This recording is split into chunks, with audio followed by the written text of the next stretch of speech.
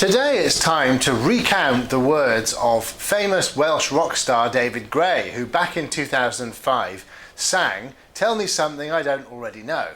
Now, that's really wise because today Raghuram Rajan, who is a famous economist, who actually back at round about the same time as David Gray was on the stages around the world proclaiming his words of wisdom, Mr. Rajan was predicting the financial crisis, and he was absolutely right. Just a couple of years later, the banks which had lent unsustainable amounts of money to businesses and private individuals without checking their affordability had caused a liquidity crisis, and the financial crisis and the credit crunch ensued.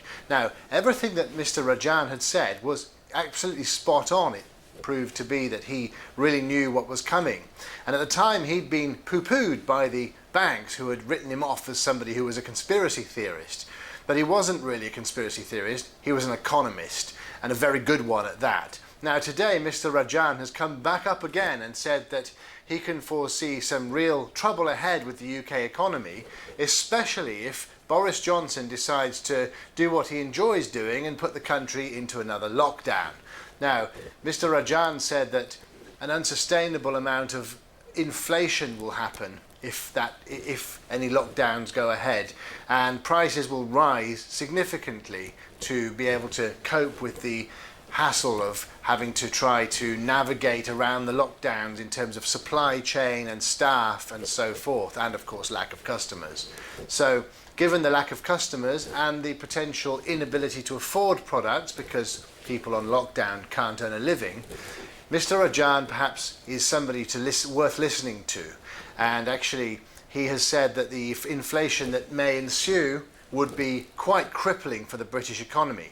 Now, today the FTSE 100 is right up at 7,134 points. Okay, that's an 8-point drop over the weekend compared to Friday's figures, but it's still very, very high. If you look at that over a 6-month average, it's very high. It's been around the 7,000 mark for a few months, and now it's right the way up at 7,134.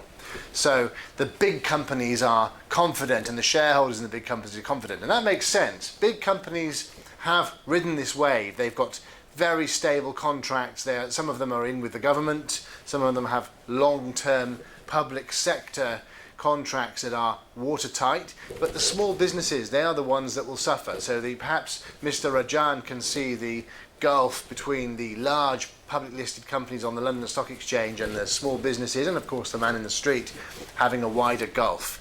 So certainly he has come to the forefront again, but this time everyone is taking his words seriously.